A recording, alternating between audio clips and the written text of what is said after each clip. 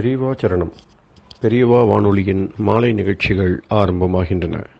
இன்றைய எமது நிகழ்ச்சிகள் நித்திய குரு பாதுகா பூஜா, ஸ்ரீ ரா கணபதி அவர்கள் எழுதிய புத்தகத்தின் ஒளிவடிவம், ஆன்மீக உரை, மகா பெரியவா மகிமை, உபன்யாசம். பெரியவா சரணம். பெரியவா சரணம். அடுத்த நிகழ்ச்சி நித்திய குரு பாதுகா பூஜை. शुक्लां भरदरं विष्णुं शशिवर्णं चतुर्भुजं प्रसन्नवदनं ध्यायेत् सर्वविघ्नोपशान्तये। ममोपात्त समस्त दुरितक्षयद्वारा श्री परमेश्वर प्रीत्यर्थं गुरुप्रसाद सिद्ध्यर्थं गुरुप्रीत्यर्थं गुरुपादपूजाम् अद्य करिष्ये।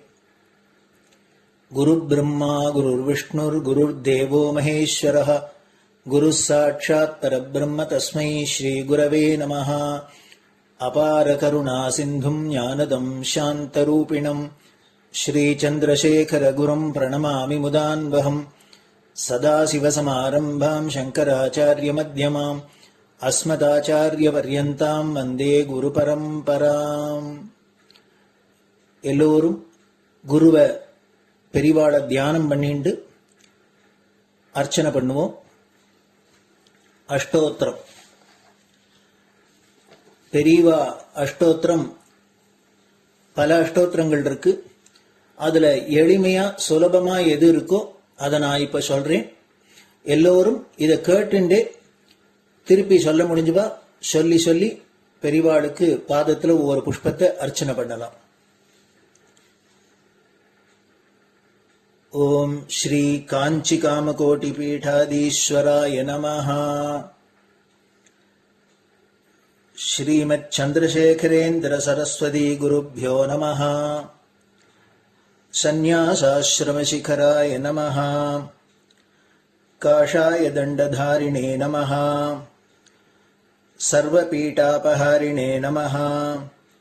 स्वामिनाथ गुरवे नमः. करुणासागराय नमः. जगदाकर्षण शक्तिमते नमः. सर्वचराचर हृदयस्थाय नमः. ओम भक्त परिपालक श्रेष्ठाय नमः. धर्म परिपालकाय नमः.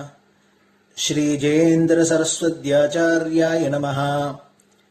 श्री विजयेन्द्र सरस्वती पूजिताय नमः. शिवशक्ति स्वरूपाय नमः. भक्ताभीष्ट प्रदायकाय नमः. ब्रह्मण्य पोषकाय नमः. ब्रह्म विष्णु शिवैक्य स्वरूपाय नमः. कांची क्षेत्रवासाय नमः. कैलाश शिखरवासाय नमः. स्वधर्म परिपोषकाय नमः. चातुर्वर्ण संरक्षकाय नमः. लोकरक्षण संकल्पाय नमः. ओम ब्रह्मनिष्ठापराय नमः. सर्वपापहराय नमः. धर्मरक्षक संतुष्टाय नमः. भक्तार्पितधन स्वीकर्त्रे नमः. सर्वोपनिषत् सारज्ञाय नमः. सर्वशास्त्रगम्याय नमः.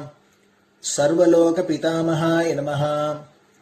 भक्ताभीष्ट प्रदायकाय नमः. ब्रह्मण्य पोषकाय नमः. नानाविध पुष्पार्चितपताय नमः. रुद्राक्ष क्रीडधारिणे नमः. भस्मोद्दोलित विग्रहाय नमः. सर्वज्ञाय नमः. सर्वचराचर व्यापकाय नमः. अनेक शिष्य परिपालकाय नमः. मनश्चाञ्चल्य निवर्तकाय नमः. अभयहस्ताय नमः. भयापहाय नमः. यज्ञपुरुषाय नमः. यज्ञानुष्ठान रुचिप्रदाय नमः. यज्ञसम्पन्नाय नमः. यज्ञसहायकाय नमः. यज्ञफलदाय नमः. यज्ञप्रियाय नमः. उपमानरहिताय नमः. स्फटिक तुलसी रुद्राक्ष हारधारिणे नमः. चातुर्वर्ण समदृष्टये नमः. ऋग्यजुस्साम अथर्वणादि चतुर्वेद संरक्षकाय नमः. दक्षिणामूर्तिस्वरूपाय नमः जाग्रत् स्वप्न सुषुप्ति अवस्थातीताय नमः कोटिसूर्यतुल्यतेजोमय शरीराय नमः साधुसङ्गसंरक्षकाय नमः अश्वगज गोपूजा निर्वर्तकाय नमः गुरुपादुकपूजातुरन्तराय नमः कनकाभिषिक्ताय नमः स्वर्णबिल्वदलपूजिताय नमः सर्वजीवमोक्षदाय नमः मूकवाक्ताननिपुणाय नमः नेत्रदीक्षादानाय नमः द्वादशलिङ्गस्थापकाय नमः गानरसप्रियाय नमः ब्रह्मज्ञानोपदेशकाय नमः सकलकलासिद्धिताय नमः चातुर्वर्ण्यपूजिताय नमः अनेकभाषासम्भाषण कोविताय नमः अष्टसिद्धिप्रदायकाय नमः ओम श्री शारदामठसुस्थिताय नमः नित्यान्नदानसुप्रीताय नमः प्रार्थनामात्रसुलभाय नमः पादयात्राप्रियाय नमः नानाविधमतपण्डिताय नमः श्रुतिस्मृतिपुराणज्ञाय नमः देवयक्षकिन्नरकिंपुरुषपूज्याय नमः श्रवणानन्दकरकीर्तये नमः दर्शनानन्दाय नमः अद्वैतानन्दभरिताय नमः अव्याजकरुणामूर्तये नमः शैव वैष्णवादिमान्याय नमः श्रीशङ्कराचार्याय नमः दण्डकमण्डलोहस्ताय नमः वीणामृदङ्गसकलवाद्यनाथस्वरूपाय नमः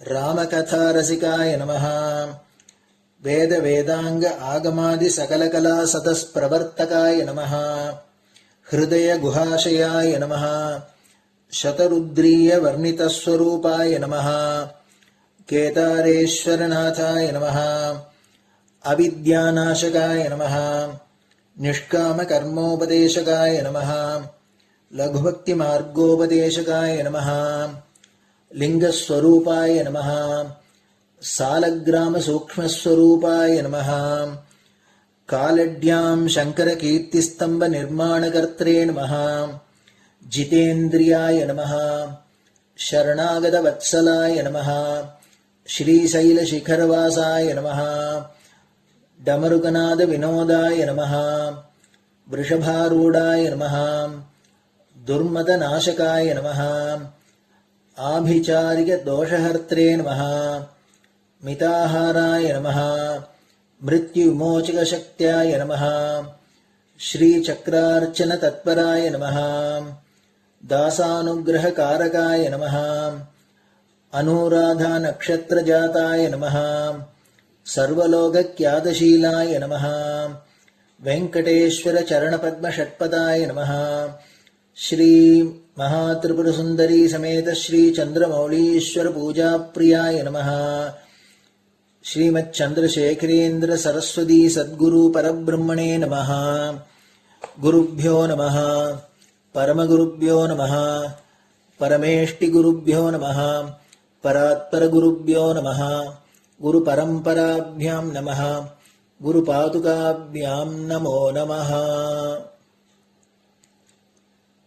அடுத்தது ஊதுபத்தி இருந்தா அதை காமிச்சு தூபம், நெய் தீபம் இருந்தா காமிச்சு அதை நெய் தீபம் தீபம் காமிச்சுட்டு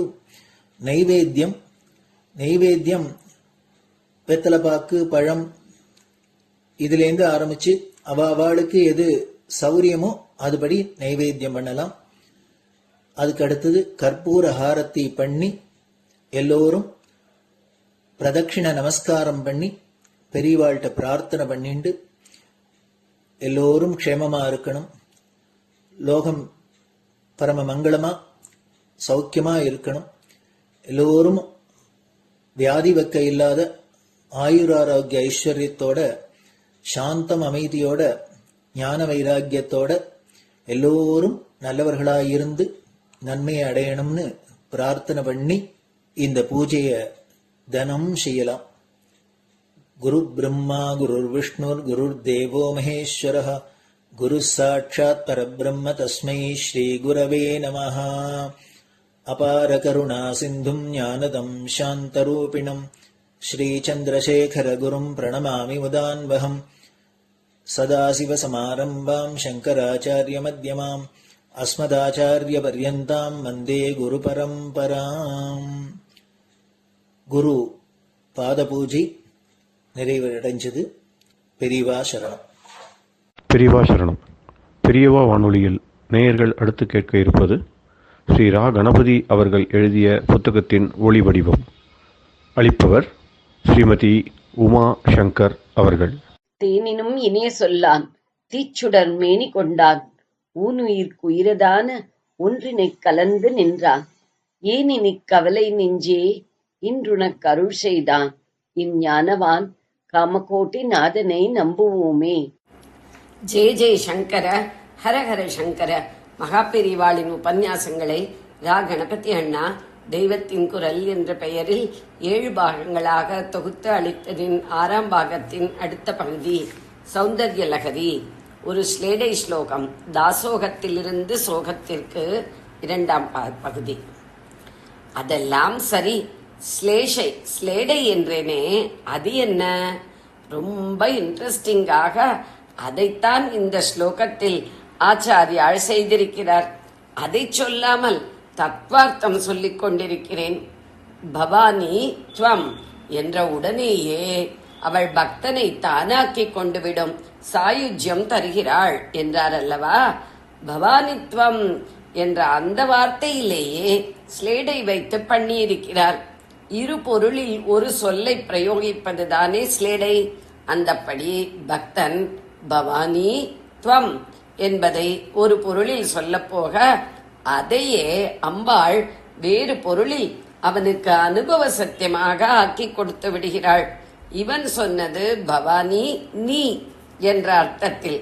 அவள் அதை எப்படி அர்த்தம் பண்ணி சாயுஜ்யானுபவமாக்குகிறாள்? பவானி என்பது 2 விதமான அர்த்தம் கொடுக்கும்.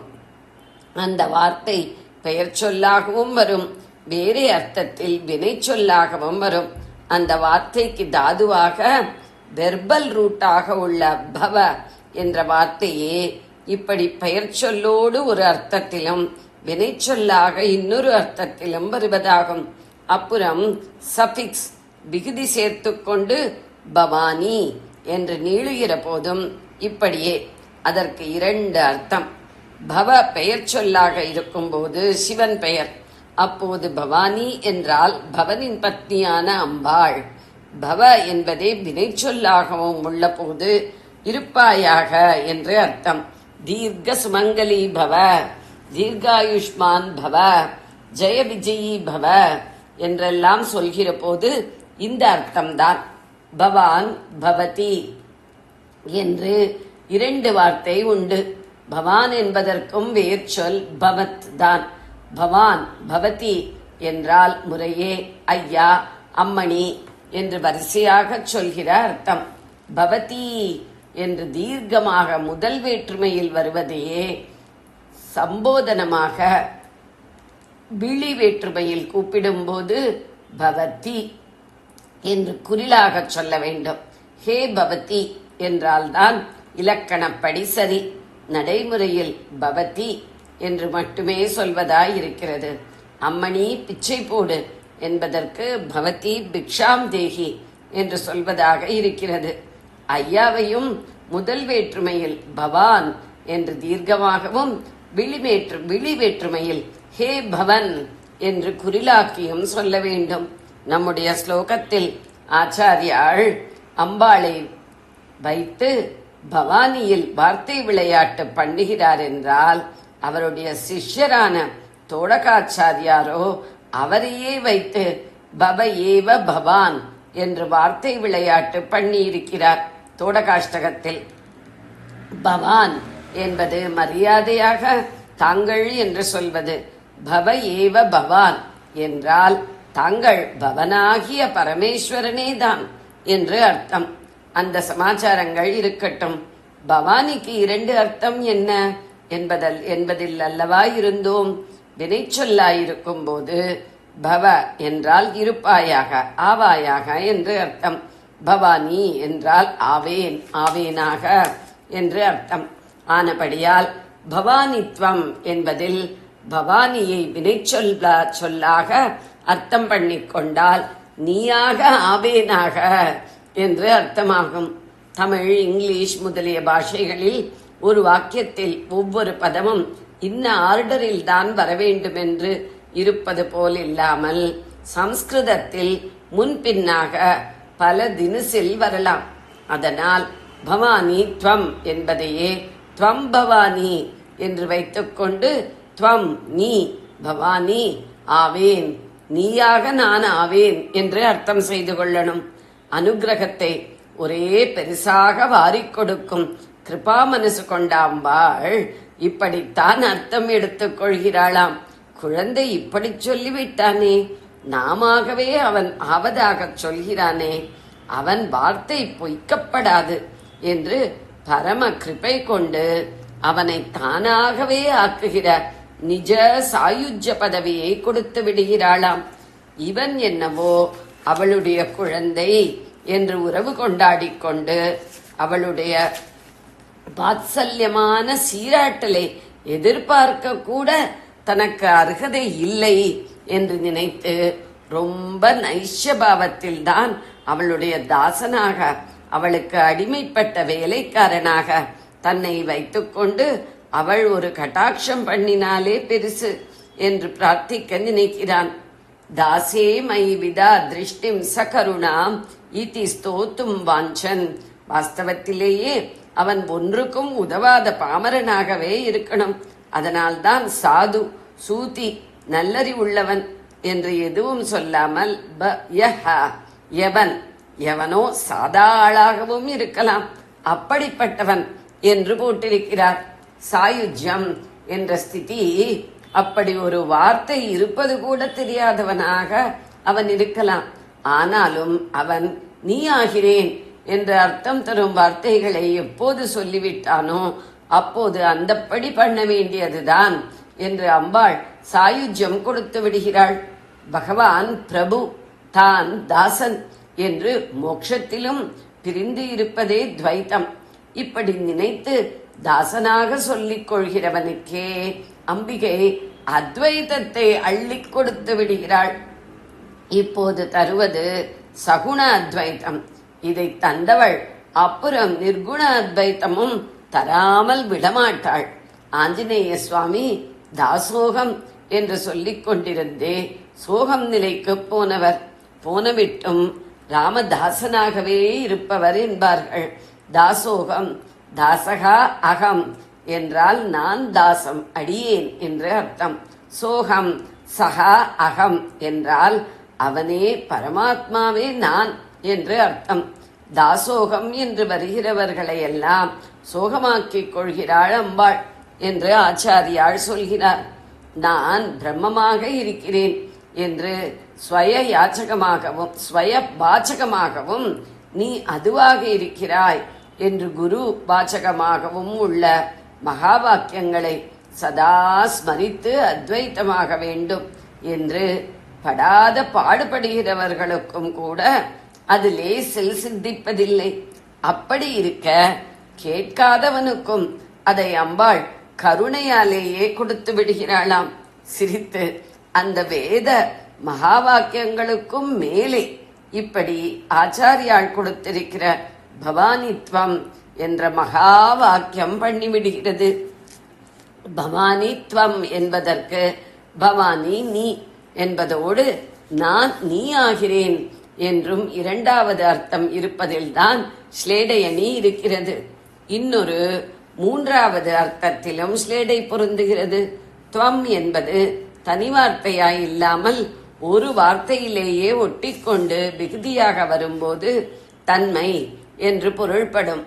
கவித்துவம் என்றால் கவித்தன்மை, அவன் அமரத்துவம் அடைந்தான் என்பதில் அமரத்துவம் என்றால் அமரத்தன்மை.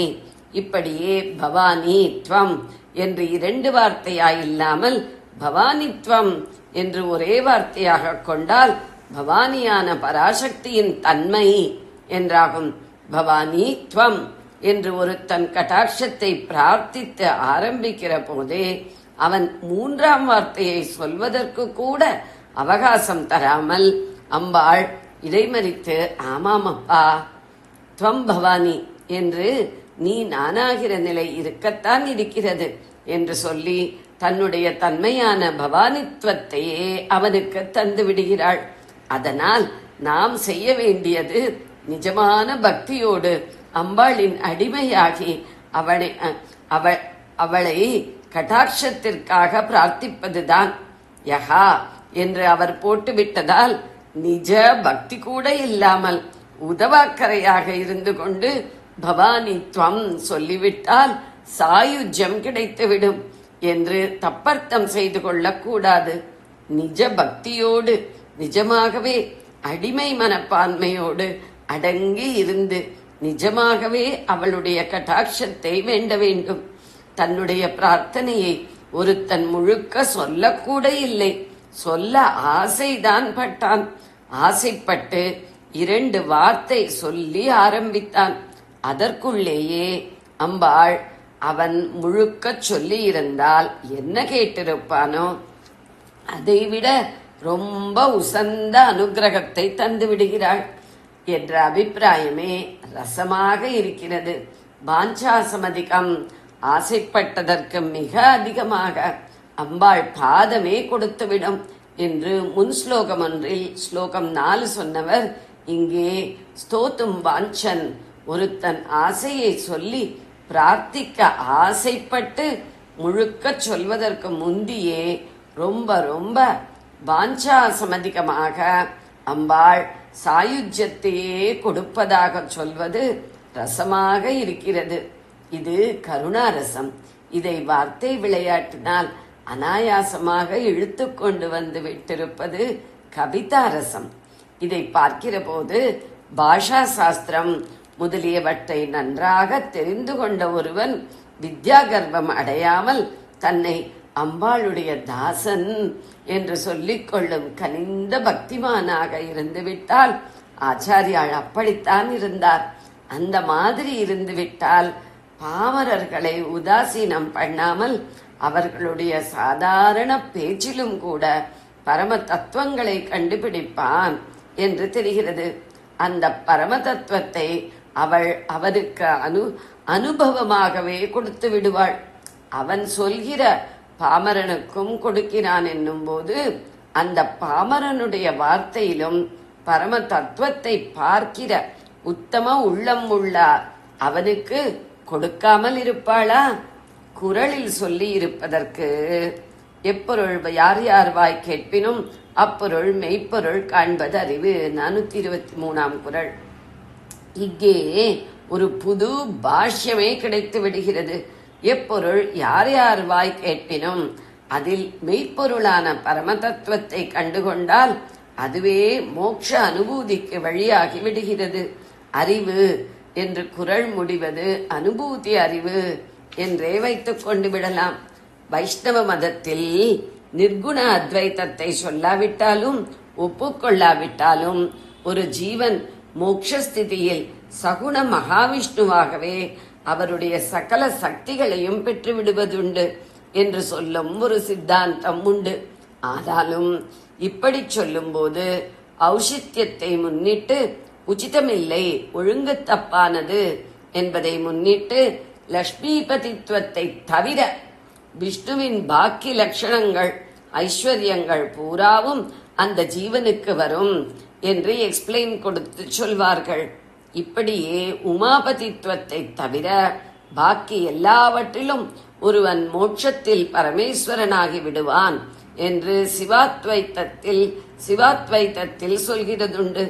நமக்கு அத்வைதிகளுக்கு மோட்சத்தில் நிர்குணமான ஒன்றே இருப்பது போலில்லாமல் அவர்களுக்கு நாராயணன், லக்ஷ்மி, சிவன், சக்தி என்று தம்பதியாயிருப்பதால் அவர்கள் இப்படி சொல்ல வேண்டியிருக்கிறது. ஆனாலும் இப்படி ஏதோ ஒன்றில் அது தவிர என்று சொல்லிவிட்டாலே பாக்கியிலும் சந்தேகம் வந்து விடுகிறதே. ஆகையால் இப்படி எக்ஸப்ஷனே கொடுக்காமல் அந்த சித்தாந்தக்காரர்களுக்கு ஆதரவாக சொல்ல வழியுண்டா என்று ஆலோசிக்கிற போது இந்த ஸ்லோகம் வழி திறந்து விடுகிறது. நேரே நாராயண ஸ்வரூபமாகணும் அல்லது சிவஸ்வரூபமாகணும் என்று பிரார்த்தனை தியானம் பண்ணாதே. லக்ஷ்மி ஸ்வரூபமாகணும், அம்பாள் ஸ்வரூபமாகணும் என்றே பண்ணு. தாயார்களானதால் அவர்கள் சட்டென்று அப்படிப்பட்ட நிஜ சாயுஜ்யத்தை கொடுத்தும் விடுவார்கள். அப்புறம் அந்த லக்ஷ்மியும் அம்பாளும் உள்ளூர விஷ்ணுவோடும் ஈஸ்வரனோடும் ஐக்கியப்பட்டே இருப்பவர்கள்தானே.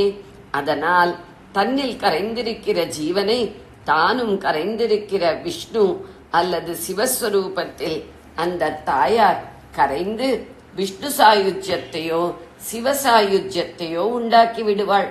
இப்படி அந்த மூர்த்தியோடு சாயுஜ்யம் உண்டாகிற போதுதான் அந்த மூர்த்திக்குரிய ஐஸ்வர்யம் கிரியை எல்லாம் இருந்தாலும் பக்தி மட்டும் தனியாயில்லாமல் உள்ளே கரைந்து போய்விட்டதால் இந்த சாயுஜ்ய மோட்சக்காரன் பாதிபிரத்ய பங்கம் ஏற்படுத்தாமல் இருக்க முடியும் என்று இந்த ஸ்லோகம் சொல்லாமல் சொல்கிறது.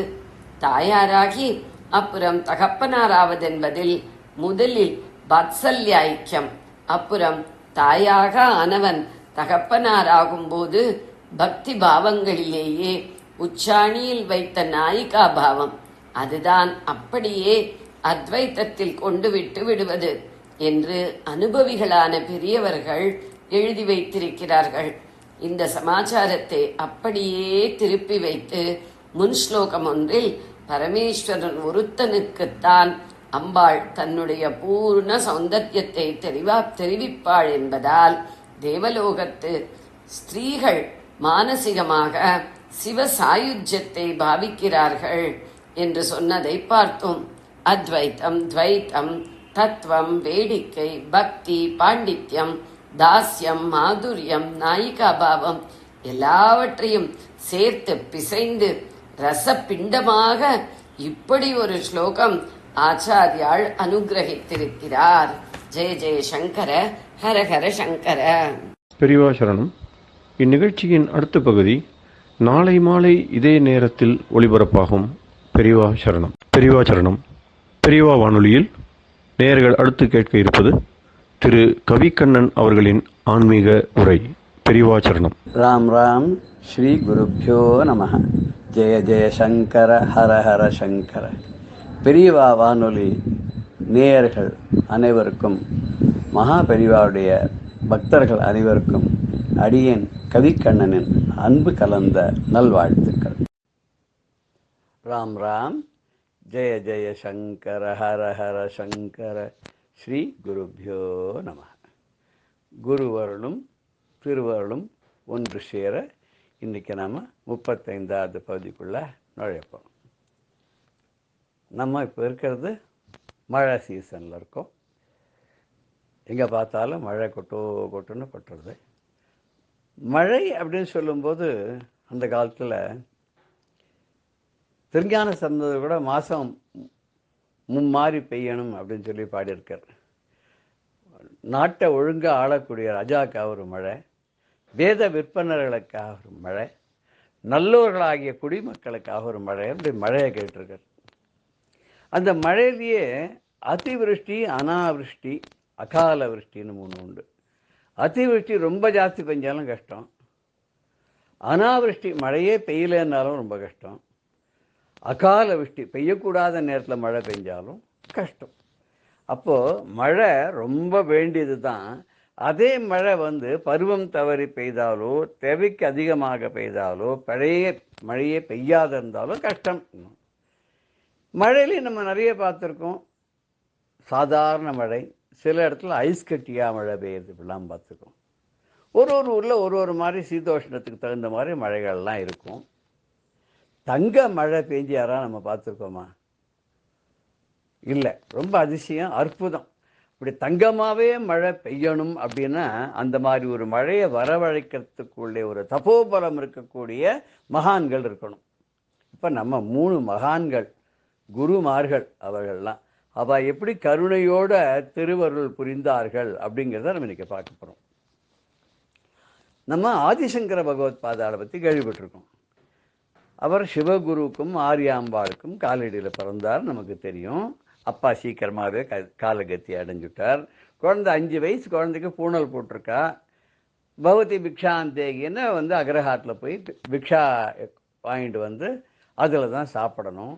அப்படி ஒரு நாள் போயின்னு இருக்கும்போது ஒரு ஏழை அந்தனர் ஃபேமிலி அவாத்து வாசலில் போய் நின்றுருக்கா. அவர் அந்த பிராமணர் உஞ்சவர்த்திக்காக வெளியில் போயிருக்கார். ஏதாவது கொண்டு வந்தால் தான் உண்டு. அந்த அம்மா வீட்டில் ஒன்றுமே கிடையாது. சங்கரர் வாசல் போய் நின்று சின்ன குழந்தையா பகவதி பிக்ஷாந்தேகிங்க. அப்படி ஓரமாக எட்டி பார்த்த அந்த அம்மாவுக்கு திக்குன்னுது. ஆஹா, இன்னைக்கு பார்த்து சங்கரன் வரும்போது ஒன்றுமே இல்லாத இருக்க வீட்டில் வீடு முழுக்க தேடி பார்க்குறா, மணி அரிசி கூட இல்லை, என்ன பண்ணுறதுன்னு தெரியல. அப்புறம் பார்த்தா அலமாரில் ஒரு சின்னதாக ஒரு நெல்லிக்காய் ஒன்று இருந்தது, பாதி காஞ்சி சுக்கா. இன்றைக்கி ஏதாவது சமையல் வெறும் சாதம் வடித்து தண்ணியை கலந்து அதை கரைச்சி குடிக்கிறது, இல்லை கஞ்சியாக பண்ணி சாப்பிட்றது. இந்த நெல்லிக்காயை ஹஸ்பண்டுக்கும் தனக்கும் ஆளுக்கு பாதியாக சாப்பிடலான்னு வேறு வழியே இல்லாத என்ன பண்ணுறா, ரொம்ப வெக்கத்தோடு நாணி குறுகி வந்து இந்த நெல்லிக்காயை சங்கருடைய பாத்திரத்தில் போட்டு விட்றா. இதுதான் கண்ணா என்கிட்ட இருக்குது, என்னை மன்னிச்சுக்கோன்னு. அவருடைய ஏழ்மை நிறைய பார்த்து ரொம்ப வருத்தப்பட்டு உருகி போன ஆதிசங்கர பகவத் பாதார் மகாலட்சுமியை ஸ்தோத்திரம் பண்ணி கனகதாரா ஸ்தவம் அப்படின்னு பாடுறார். அதை வந்து கண்ணதாசன் கவியரசு அவர் கூட தமிழில் பொன்மழைன்னு அதை டிரான்ஸ்லேட் பண்ணியிருக்கார். கனகதாராஸ்தவம் எல்லாருமே கேட்டிருப்போம். அங்கம் ஹரேஹே புழகபூஷணமாஸ்ரயந்தி பிருங்காங்கனைவ முகுலாபரணம் தமாலம் அங்கீகிருதாகல விபூதிரபங்கலீல மங்கல்யதாஸ்து மம மங்கள தேவதாய ஆரம்பிச்சு அப்படியே போயிட்டே இருக்கும். ரொம்ப அருமையான ஒரு கனகதாராஸ்தவம். நிறைய பேர் இன்னைக்கெல்லாம் பாடுறா. அப்படி கனகம் நெல்லிக்காயா மழை கொட்டிட்டாள் அம்பா. அதுக்கு முன்னாடி மகாலட்சுமி கேட்குறா, இவாளுக்கு தரித்திரம் தான் இந்த ஜென்மாவில் எழுதியிருக்கு, இவாளுக்கு போய் நீ வந்து கனக வருஷம் கேட்குறியே, நான் எப்படி கொடுப்பேன்ற போது அவளுக்காக கொடுக்க வேண்டாம், இந்த குழந்தை நான் கேட்குறேனே, உன்னை வந்து நான் வந்து கேட்குறேன் இல்லையா, நீ எனக்காக நீ செய்யலாமே, என்னுடைய ஸ்துதிக்காக நீ செய்யலாமேன்னு அம்பாள் வந்து இவருடைய ஸ்துதியில் மகிழ்ந்து போய் தங்க நெல்லிக்காயா மழை பெய்ய வச்சுட்டா. அந்த ஏழை பிராமணாவுடைய கஷ்டங்கள்லாம் தீர்ந்து போச்சு அப்படின்னு சொல்லுவா. ஒரு சில பேர் ஒரு கதையில் சொல்லுவா. அது எவ்வளோ தூரத்துக்கு அதுக்கு ஆதாரம் இருக்குன்னு தெரியாது. இவ தான் குச்சேலராவும் சுசீலாவாவும் கிருஷ்ணாவதாரத்தும் போது இருந்தான். அப்போ வந்து அவர் அவல் சாப்பிடும்போது வந்து கிருஷ்ணனுக்கு கொடுக்காத ஏமாற்றி சாப்பிட்டார். அதனால்தான் இந்த ஏழ்மை வந்துடுத்துலாம் இதெல்லாம் சில ஒரு ருச்சிகரமாக இருக்கணும்னு அந்த கதைக்கு அதெல்லாம் சொல்லுவாள். ஆனால் ஆதிசங்கர பகவத் பாதால் இந்த ஏழை அந்தனர் இவளுக்காக, இந்த மாமிக்காக, அவளுடைய கஷ்டத்தை போக்குறதுக்காக தங்க மழையை பொய்ய வச்சார் அப்படின்ற ஒரு கதை இருக்குது. இதே மாதிரி இன்னொருத்தர் கூட என்ன பண்ணாருன்னா, இப்போ ஆதிசங்கர் தனக்காக மழை பெய்ய வைக்கல, அதுலேருந்து ஒரு நெல்லிக்காய் கூட அவர் எடுத்துன்னு வரல. அடுத்தது இன்னொருத்தர் நம்ம பார்க்க போகிறது நிகமாந்த தேசிகன், மகாதேசிகன் அப்படின்னு சொல்லக்கூடிய வேதாந்த தேசிகன்.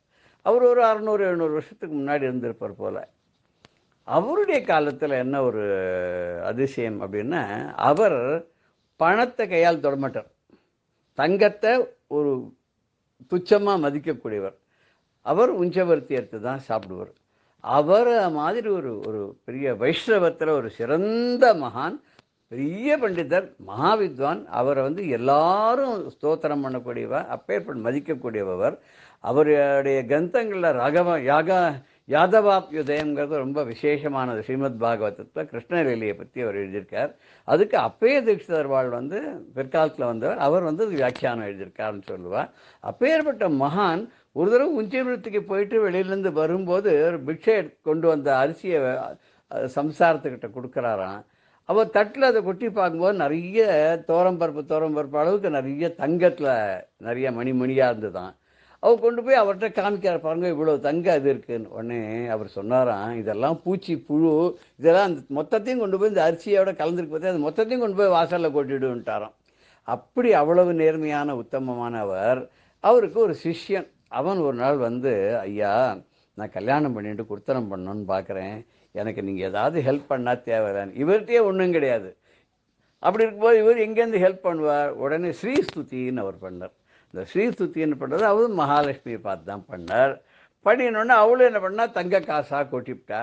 அந்த தங்க காசெல்லாம் எடுத்து அவர் என்ன பண்ணால் சிஷ்யன்ட்ட கொடுத்து, கண்ணா இதை எடுத்துன்னு போய் நீ உன் கல்யாணத்தை பண்ண சந்தோஷமாக சௌக்கியமாறுனார்.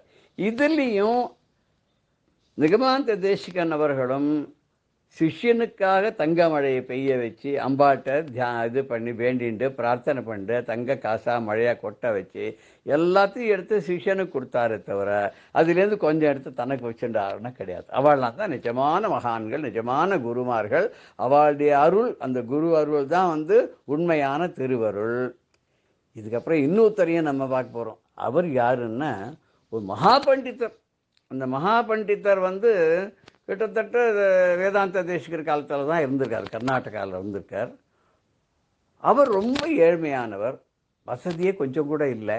அவர் ஒரு நல்ல தபஸ்வியான ஒரு நாள் மகாலட்சுமியை குறித்து தபஸ் பண்ணி தியானம் பண்ணி அம்பாள் பிரத்யட்சம் ஆயிட்டா. ஆன உடனே எனக்கு நீ தங்கம்லாம் கொடுத்து என்னை ஆசிரியக்கணும். அம்பாள் சொன்னா, உனக்கு இந்த ஜென்மத்தில் ஒன்றும் பிராப்தி கிடையாதுப்பா, அனுபவ பிராப்தியே கிடையாது. உனக்கு இந்த ஜென்மத்தில் பைசாலாம் கொடுக்க முடியாது, அடுத்த ஜென்மத்தில் உனக்கு தரேன். உடனே அவர் என்ன சொன்னார், நான் சன்னியாசம்னு வாங்கிட்டேன்னா அது அடுத்த ஜென்மம் தானே அப்படின்னு கேட்டார். ரொம்ப புத்தால்தனமாக தான் கேட்டார் அவர். அம்பாளும் ஆமான்னா உடனே சன்னியாஸ்தோகம் சொல்லி சன்னியாசம் எடுத்துட்டார். சன்னியாச ஆசிரமம் ஸ்வீகரித்து இவர் யதீந்திரர் ஆன உடனே மழை கொட்டோன்னு கொட்டித்து. எந்த மழை? தங்க மழை கொட்டித்து. தங்கமா மழை கொட்டினோடனே இவர் ரொம்ப சந்தோஷத்தோடு எல்லாத்தையும் போய் வாரி எடுத்து கொண்டு உள்ள மூட்டையில் கட்டணும்னு நினச்சார். அம்பாள் தொடாதுன்னா. சன்னியாசி பணத்தை தொடக்கூடாது, சன்னியாசி தங்கத்தை தொடக்கூடாது. ஆச சன்னியாசி உனக்கு இப்பவும் இதெல்லாம் அனுபவிக்கிற பாத்தியத்தை உனக்கு கிடையாதுன்ட்டா. அவர் என்ன பண்ணார் தெரியுமோ, அத்தனை தங்க காசி எடுத்துன்னு போய் நாடு சுபிட்சமாக இருக்கணுன்றதுக்காக அந்த கர்நாடக தேசத்தில் அந்த காலத்தில் யார் ராஜாவாக இருந்தார்னா ஹரிஹர புக்கர் அப்படின்ற அவாள்லாம் இருந்தால் அவளுக்கு இவர் வந்து உபகாரம் பண்ணுறதுக்காக அந்த பணத்தெல்லாம் வந்து அந்த தங்க மழை பெஞ்ச அந்த காசெல்லாம் கொண்டு போய் அவளுக்கு கொடுத்து அந்த நாட்டை வளமாக ஆக்கிறதுக்கு பண்ணினார் அப்படின்னு சொல்லுவாள். அவர் தான் வித்யாரண்யர்னு சொல்லுவாள். மகா பண்டிதர் அவர். அவர் பிற்காலத்தில் வித்யாரண்யர் வந்து ஹரிஹர புக்கருக்காக நிறைய அந்த ராஜ்யத்தில் நிறைய விஷயங்கள்லாம் பண்ணியிருக்கார். நாடு சுபிட்சமாக இருக்கிறதுக்கும் ரஜாக்கள் நன்னா வாழணுன்றதுக்காகவும் அந்த காலத்தில் அந்த ஹம்பியை தலைநகராக கொண்டு இந்த கர்நாடக ஆட்சியில் அந்த சமயத்தில் வந்து வித்யாரண்யர் அதுக்கப்புறம் பிற்காலத்தில் வந்து ஸ்ருங்கேரி பீட்டாதிபதியாகவும் இருந்திருக்கார் அப்படின்னு ஒரு சரித்திரம் சொல்கிறது. ரெண்டு பேரும் ஒன்று தான் அப்படின்னு சொல்கிறா. எப்படி ராஜாவுக்கு அட்வைசராக இருந்து நாட்டை வளமாக்கின வித்யாரண்யரும் சிங்கேரி பீட்டத்தில் அமர்ந்த வித்யாரண்யரும் ஒன்று தான் அப்படின்னு சொல்கிறா. அவர் மகா பண்டிதராக இருந்தவர், பல பல பாஷ்யங்கள் எழுதினவர், பல கிரந்தங்கள் எழுதினவர், சங்கர விஜயம்லாம் எழுதியிருக்கிறவர். அவருடைய ஒர்க்ஸ் எல்லாத்தையுமே எல்லாருமே ஓஹோன்னு ஸ்லாகித்து அதை வந்து போற்றி புகழக்கூடியவர்கள். அப்பேற்பட்ட வித்யாரண்யரும் கனக மழை பெஞ்சுதே தவிர இவர் கேட்ட மாதிரி அவர் அந்தன வித்வானாக இருந்தபோது அவருக்கு பாத்தியத்தை இல்லை, பாக்கியம் இல்லைன்னு சொன்ன அம்பாள் மழை கொட்டினப்புறம் இவர் சன்னியாசாசனம் எடுத்துட்டார். அப்பவும் உனக்கு இதெல்லாம் தொடக்கூடாதுன்னு சொன்ன உடனே அப்பவும் அவருக்கு வந்து அதை அனுபவிக்கக்கூடிய பாக்கியம் இல்லை. அம்பாள் வந்து விதியை மாற்ற முடியாதுன்ட்டா. ஆனால் அவர் என்ன பண்ணார்னா அதுலேருந்து ஒரு காசு கூட தான் எடுத்துக்காத போனாலும் நாடனுடைய வளத்துக்காக அத்தனையும் செலவழித்து அந்த கர்நாடக தேசத்தை ரொம்ப சுபிக்ஷமுள்ள ஒரு நாடாக, ரொம்ப சௌக்கியமான நாடாக பண்ணார் அப்படின்னு சொல்லுவாள். அந்த ஹரிஹர புக்கர் கூட அவள் ஏதோ கொஞ்ச நாளைக்கு இவரை ராஜாவாக கூட வச்சிருந்தா அப்படின்னு சொல்லுவாள். வித்யாரண்யரை ஏதோ ஒரு காரணத்துக்காக அவள் காட்டில் கொஞ்ச நாள் வாசம் பண்ணிட்டு அப்போ வித்யாரண்யரை வந்து ராஜாவாக நாட்டை ஆள சொல்லி திருப்பி வந்து 6 மாதம் கழிச்சு எடுத்துட்டான்னு சொல்லுவாள். அதனால்தான் வித்யாரண்யர் வந்து ராஜ தர்பாரில் உட்காந்து ஆட்சி பண்ணார் 6 மாதம். அதனால அவர் வந்து ராஜ வேஷத்தில் இருப்பார் சொல்லுவாள்.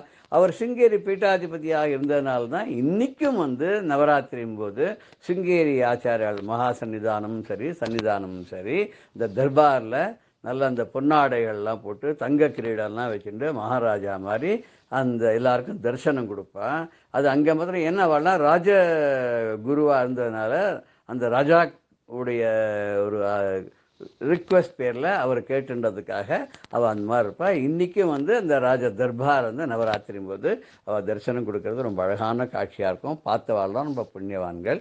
இப்படி நம்ம இன்றைக்கி சங்கரர், வேதாந்த தேசிகர், வித்யாரண்ய சுவாமிகள் 3 பேரும் எப்படி தங்க மழையை வரவழைச்சி 2 பேர் சிஷ்யன், ஒருத்தர் வந்து ஒரு ஏழை பிராமணருக்காக, இன்னொருத்தர் தன்னுடைய சிஷ்யனுடைய கல்யாணத்துக்காக, இன்னொருத்தர் நாட்டினுடைய சுபிட்சத்துக்காக தங்க மழையை வரவழைச்சார்கள்ன்றதை பார்த்தோம். இப்படி பல மகான்கள் அந்த குருமார்கள், குருவருள், அவருடைய குருவருள், அதோடு சேர்ந்த திரு மகாலட்சுமியினுடைய அருள், திருவருள் ரெண்டும் சேர்ந்து எப்படி நம்மளுக்கெல்லாம் ஒரு பெரிய ஒரு பாக்கியத்தை கொடுத்தது அப்படிங்கிறத நம்ம இந்த நிகழ்விலேருந்து பார்த்தோம். இன்னும் பல மகான்களை பற்றி வருகிற வாரங்களில் நம்ம பார்க்க இருக்கிறோம். ஜெய ஜெய சங்கர, ஹர ஹர சங்கர, ஸ்ரீ குருப்யோ நமஹ. ராம் ராம். பெரியவா சரணம். இந்நிகழ்ச்சியின் அடுத்த பகுதி நாளை மாலை இதே நேரத்தில் ஒளிபரப்பாகும். பெரியவா சரணம். பெரியவா சரணம். அடுத்த நிகழ்ச்சி மகா பெரியவா மகிமை உபன்யாசம். வழங்குபவர் பிரம்மஸ்ரீ கணேச சர்மா அவர்கள். சுவாமி முதான்வகம். 1949 வருஷம் காஞ்சி மகாபிரிவா திருடமருதூரில் சாதுர்மாசியத்தில் இருக்கிறதே கல்வைத்த வாரம் அப்படிங்கிற ஒரு பரீட்சையை ஆரம்பித்து வச்சா அப்படிங்கிறத பார்த்தோம். வேதம் படிக்கிறவாளை ஊக்குவிக்கணும் அப்படிங்கிறதான் பெரியவாளோட ஆயுட்கால பணியாக இருந்திருக்கு. தெய்வத்தின் குரலில் எடுத்து பார்த்தாலே என்னது ஆயுட்கால பணி அப்படின்னு இதைத்தான் சொல்றா. 1வது வால்யூமில் தான் எதுக்கு வந்தேன், தன்னோட லைஃப் மிஷன் என்ன, அதோட லட்சியம் என்ன, காரியம் என்ன அப்படிங்கிறது அதை ரொம்ப தீர்மானமாக சொல்றா. அந்த வேதத்தை திருப்பி உத்தாரணம் பண்ணி நிலைநிறுத்தணும் அப்படிங்கிறது. ஏதோ மத்ஸ்யாவதாரம் பண்ணார், அப்படி பண்ணார், இப்படி பண்ணார், பல அவதாரங்கள்லாம் பண்ணி அதில் பாதாளத்துக்கு போன பூமியை வேதத்தெல்லாம் தூக்கி கொண்டு நிறுத்தினார் பகவான் அப்படின்லாம் பார்க்குறோம் இல்லையா. அதை கண்ணெதிர்க்க பார்க்கணும் அப்படின்னா பெரிய அவதாரம். அந்த வேதத்தை ஊக்குவிக்கிறதுக்காக அந்த கல்வைத்த வாரம் அப்படிங்கிறத வச்சா. அதே மாதிரி 1950 வருஷமும் சாதுர்மாசமும் அங்கேயே தான் நடந்தது அப்படிங்கிறத முன்னமே சொன்னோம். இந்த சாதுர்மாசியத்தும் போது எல்லாம் முடிச்சுன்னு சங்கர ஜெயந்தி ரொம்ப விமர்சையாக நடந்தது. அந்த 50ஆம் வருஷம் சங்கர ஜெயந்தி ரொம்ப விமர்சையாக திருடமருதூரில் கொண்டாடினா. இந்த புஷ்ய மண்டபத்துறையிலேருந்து ஆரம்பித்து சங்கர ஜெயந்தியை காஞ்சி மடத்தில் 5 நாள் கொண்டாடுற வழக்கம். ஆதிசங்கர பகவத் பாதாள் வைசாக சுக்ல பஞ்சமியில் அவதாரம் பண்ணினதா சங்கர விஜயம் சொல்கிறது. அந்த வைசாக சுக்ல பஞ்சமி அப்படின்னா சித்திர மாதம் அமாவாசை கழிச்ச 5ஆம் நாள் பஞ்சமி. அமாவாசை கழிச்ச சித்திர அமாவாசை ஆயிடுச்சுன்னா மறுநாள் பிரதமையிலேருந்து வைசாக சுத்தம், அதுலேருந்து பஞ்சமி திதி 5 நாள். அந்த வைசாக சுத்தம் அப்படின்னு சொல்லக்கூடிய அமாவாசை கழிச்ச பிரதமையிலேருந்து ஆரம்பித்து பஞ்சமி வரைக்கும் 5 நாள் மடத்தில் உற்சவம் நடக்கும். காஞ்சிபுரத்தில் காமாட்சி கோவிலையும் அதே மாதிரி ஆச்சாரியாளுக்கு சங்கர ஜெயந்தி உற்சவம் நடக்கும். ரொம்ப விமர்சையாக பண்ணுற வழக்கம். இந்த 1950ஆம் வருஷம் திருடமிருதூரில் பெரியவா பண்ணின சங்கர ஜெயந்தி ந பூதோ ந பவிஷ்யதி அப்படின்னு சொல்கிறாப்புல அதுக்கு முன்னாலையும் பார்த்துருக்க முடியாது, பின்னாலையும் பார்த்துருக்க முடியாது. அது ஃபோட்டோலாம் கூட இருக்குது. அதில் பெரியவா அந்த சங்கர ஜெயந்தி ஊர்வலத்தில் புஷ்ய மண்டபத்திலேருந்து ஆச்சாரியால் படத்தை தேரில் ஊர்வலம் பண்ணி தஞ்சாவூரில் நாதஸ்வரத்துக்கெல்லாம் கேட்பானே ராஜரத்னம் பிள்ளை முதலான பெரிய நாதஸ்வர வித்வான்கள்லாம் வந்து கலந்துட்டு அந்த ஊர்வலம் ரொம்ப விமர்சையாக நடக்கிறது. அப்படி விமர்சையாக நடக்கிறதே பெரியவா எப்படி அந்த ஊர்வலத்தில் கலந்துன்னு வந்தா அப்படின்னா பின்பக்கமாகவே நடந்துட்டு ஆச்சாரியால் ரதம் அப்படி வருது. பெரியவா அந்த ரதத்தை பார்த்துட்டே ஆச்சாரியால தரிசனம் பண்ணி பின்பக்கமாகவே நடந்து போகிறது.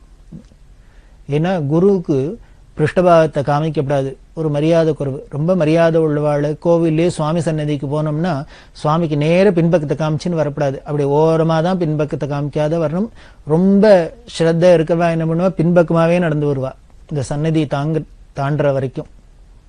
அப்படிதான் இங்கேயும் பெரியவா ஆச்சாரியாளுக்கு முன்னால தான் தரிசனம் பண்ணிண்டே பின்பக்கமாக நடந்து போனா அப்படியெல்லாம் பார்க்குறோம்.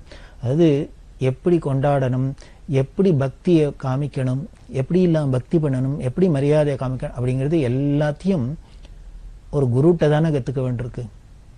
எல்லாத்தையுமே சொல்லித்தரத்துக்கு ஒரு குரு வேண்டியிருக்கு. அப்படிதான் இங்கேயும் பெரியவா அதுக்காகவே வாழ்ந்து காமிச்சா எல்லாத்தையும். சங்கர ஜெயந்தி மிக விமரிசையாக நடந்தது. அதில் பல வித்வான்கள்லாம் வந்துருந்தா. நாதஸ்வர வித்வான் ராஜரத்னம் பிள்ளை அப்படிங்கிறவர். இந்த ராஜரத்னம் பிள்ளை அப்படிங்கிறவெல்லாம் அவளோட கச்சேரிக்கு நாதஸ்வரத்துக்கெல்லாம் எப்படி கூட்டம் வரும், அவள்லாம் எப்பேற்பட்ட மகா மேதைகள் அப்படிங்கிறதெல்லாம் பார்க்குறோம். அவரெல்லாம் வாசிக்க பெரியவாளோட ஊர்வலத்தில், மாயவரத்தில் ஊர்வலம் நடந்து பட்டண பிரவேசம்னு அப்படி நடந்து நிற்கிறதே ராஜரத்னம் பிள்ளை ஏதோ காரில் போயிருந்திருக்கார், எதேச்சே அந்த பக்கமாக பெண்டுக்கு போயிருந்திருக்கார் போல இருக்கு. இப்படி பெரியவாளோட ஊர்வலம் வரத்தை பார்த்தோன்னு காரை நிறுத்த சொல்லி இறங்கி உடனே தன்னோட மேல் சட்டையெல்லாம் ஒத்துட்டு இடுப்பில் துண்டை கட்டிட்டு வாத்தியத்தை எடுத்துன்னு வர சொல்லி பெரியவாளுக்கு வாசிச்சுண்டு கைங்கரியம் பண்ணி அப்புறம் பெரியவாள்கிட்ட போய் தனக்கு பெரியவா கையால் பிரசாதம் வேணும்லாம் கேட்டு வாங்கிட்டு அவருக்கு சால்வை முதலான சன்மானங்கள்லாம் பெரியவா பண்ணி யாரை எப்போ இப்படி கௌரவிக்கணும் அப்படிங்கிறது பெரியவா அதில் ரொம்ப ஸ்பெஷலிஸ்ட், அப்படித்தான் கவனிச்சா. அதே மாதிரி தான் இந்த சங்கர ஜெயந்தியிலும் பல வித்வான்கள் எல்லாம் பெரியவா சம்பாவனை பண்ணி ரொம்ப விமரிசையாக நடந்தது. அப்புறம் 1950ஆம் வருஷம் திருடமருதூரில் நடந்த இன்னொரு முக்கியமான நிகழ்ச்சி பெரியவாளோட சரித்திரத்தில் என்ன அப்படின்னா, 1950ஆம் வருஷம் டிசம்பர் மாசத்துல 8 நாளைக்கு பாவை மாநாடு அப்படிங்கிற ஒன்று நடத்தினான். டிசம்பர் மாசமே தெரியும் நமக்கெல்லாம், மார்கழி மாசம் பிறந்துரும். இந்த மார்கழி மாசம் அப்படின்னாலே திருப்பாவை திருவம்பாவை அப்படிங்கிறது இன்னைக்கு உலகம் முழுக்கலும் பிரசித்தமா இருக்கு. ஆனால் இந்த உலகம் முழுக்கலும் இந்த திருப்பாவை திருவம்பாவை மார்கழி மாசம்னா அதுக்கு இவ்வளவு மகத்துவம் அப்படிங்கிறத எப்போ உணர்றாப்புல இருந்தது உலகம் அப்படின்னா இந்த 1950ஆம் வருஷம் டிசம்பர் மாசத்துல பெரியவா பண்ண இந்த பாவை மாநாட்டுக்கு அப்புறம் தான் அப்படின்னே சொல்லலாம். இன்னைக்கு அங்கங்க திருப்பாவையும் திருவம்பாவையும் முழங்குறது, கேசட்ஸ் இருக்கு, சிடி இருக்கு, அப்படி இருக்கு இப்படி இருக்கு, கோவிலுக்கு கோவில் ஒலிக்கிறதுனா அதுக்கெல்லாம் காரணம் இந்த பெரியவா 50ஆவது வருஷத்துல பண்ணின இந்த பாவை மாநாடு. இந்த திருப்பாவை திருவம்பாவை இதோட பெருமை, இதோட பிரபாவம், இதோட மகிமையெல்லாம் உலகத்துக்கு எடுத்து காமிக்கணும். மார்கழி மாசம்னா அதோட மகத்துவம் என்ன, அதோட பெருமை என்ன, அதில் அத்தனையும் காமிக்கிறதுக்காகவே இப்படி 8 நாளைக்கு ஒரு மாநாடு கூட்டினா. அது திருப்பாவை திருவம்பாவை திருமறை ஆரங்க மாநாடு, திருப்பாவை திருவம்பாவை திருமறை ஆரங்க மாநாடு அப்படின்னு அதுக்கு பேர் கொடுத்திருந்தா. இல்ல தமிழ்ல என்னென்ன திருமறைகள்லாம் எல்லாம் சேர்ந்தது. ரொம்ப இந்த மாநாடு பிரபலமானது. அதுல பல வித்வான்கள் எல்லாம் கூப்பிட்டு, ஓதுவாமூர்த்திகள்லாம் கூப்பிட்டு அதெல்லாம் பத்தி திருப்பாவையை பத்தி பாடி காமிக்க சொல்றது, அதோட பெருமையை அர்த்தங்கள் எல்லாம் உபன்யாசம் பண்ண சொல்றது. திருவம்பாவையை பத்தி சைவர்களை கூப்பிட்டு அவளெல்லாம் அதை பாடச் சொல்றது, அதுக்கு அதோட மகிமையெல்லாம் அதுல உள்ள பொருள்லாம் உபன்யாசம் பண்ண சொல்றது. இப்படி பலது நடந்தது. இல்லை இன்னொரு விசேஷம் என்ன அப்படின்னா, சைவமும் வைஷ்ணவம் ஒத்துமையா வரத்துக்கு இது மாதிரி கைங்கரியெல்லாம் பெரியவா பண்ணியிருக்கா. அந்த பாவை மாநாட்டுல திருப்பாவையெல்லாம் சொன்னாலே இது வைஷ்ணவர்கள்லாம் அவ உபன்யாசம் பண்ணி அப்படி இல்லாம இருந்தா, திருவம்பாவையை சொல்லணும் அப்படின்னா அதுக்கு சைவர்கள்லாம் வந்தா. இப்படி சைவ வைஷ்ணவ பிராமண அப்ராமண இந்த எந்த ஒரு பேதமும் இல்லாத எல்லாரும் ஒன்னா சேர்ந்துண்டு இதை ரொம்ப விமர்சையா கொண்டாடுறாப்புல பெரியவா ஏற்பாடு பண்ணா. அதுல திருவாடுதுறை ஆதீனம், தர்மபுரம் ஆதீனம் முதலான சைவ மட ஆதீன தலைவர்கள்லாம் கலந்துண்டு அவளுக்கெல்லாம் ரொம்ப உற்சாகம். என்ன இப்படி ஒரு பெரியவா இப்படி ஒரு பெரிய ஒரு சாதனை மாதிரி நடத்துறாளே அப்படின்ட்டு அவள்லாம் ரொம்ப சப்போர்ட் பண்ண இது ரொம்ப நன்னா நடந்தது. அரியக்குடி ராமானுஜயங்கார் அப்படிங்கிற சங்கீத மகாமேத அவர் தான் இந்த திருப்பாவைக்கெல்லாம் ரொம்ப முக்கியமா கலந்துட்டார். அதே மாதிரி திருவம்பாவைக்கும் பல சங்கீத வித்வான்கள்லாம் கலந்துட்டார்.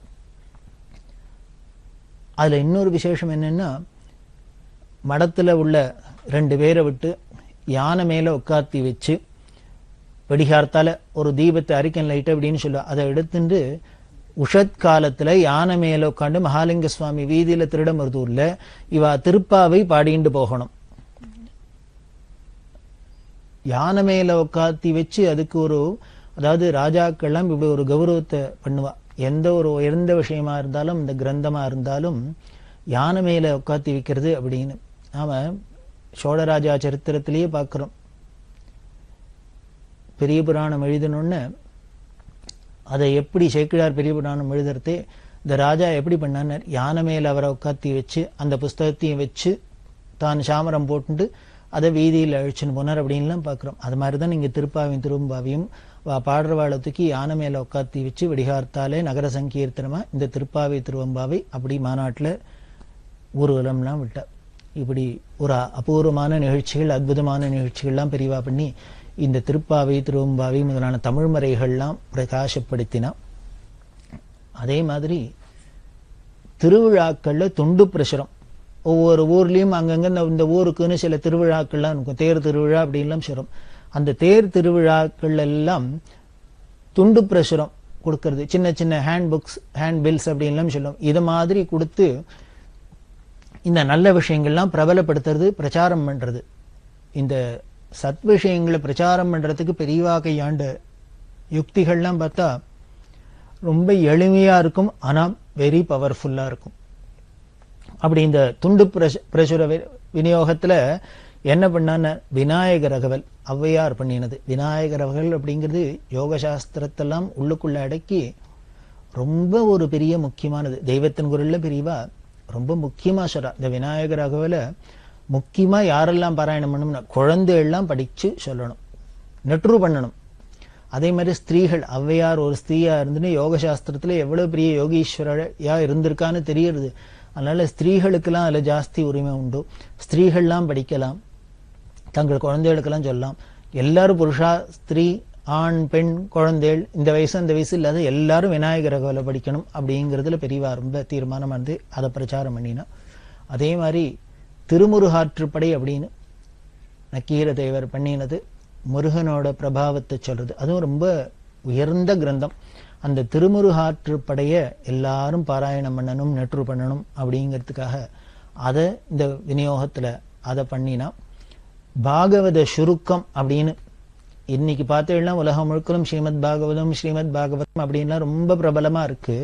ஆனா அந்த காலத்திலேயே பெரியவா அதை என்ன பண்ணினா ஸ்ரீமத் பாகவதத்தை அந்த கதை சுருக்கத்தை சின்ன புஸ்தகமா போட்டு எல்லாரும் படிக்கணும் அப்படின்னு கொடுத்தா. ஏன் இப்படி சின்னதா போட்டு கொடுத்தான்னு அதை சின்னதா பார்த்துட்டு அதுல உள்ள அந்த விஷயங்களை தெரிஞ்சுக்கிட்டா அப்புறம் மூல கிரந்தத்துக்கு போகணும், அப்புறம் அந்த பாராயணம் பண்ணணும், அதை சப்தாகம் பண்ணணும், அப்படிலாம் எல்லாருக்கும் ஒரு ஆர்வம் வரும். அந்த ஆர்வத்தை தூண்டுறதுக்காகவே இந்த பாகவத கதை சுருக்கத்தை சின்னதா புக்கா போட்டு எல்லாருக்கும் கொடுக்குச்சுன்னா.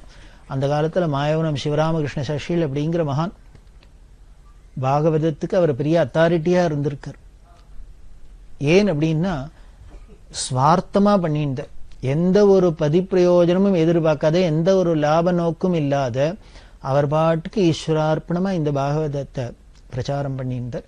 அந்த பாகவத பிரச்சாரம் பண்ணியிருந்த அந்த மாயவரம் சிவராமகிருஷ்ண சாஸ்திரியோட பிரபாவமே ரொம்ப பெருமை. பெரியவாள்கிட்ட ரொம்ப பக்தி, பெரியவாள்கிட்ட ரொம்ப பக்தி.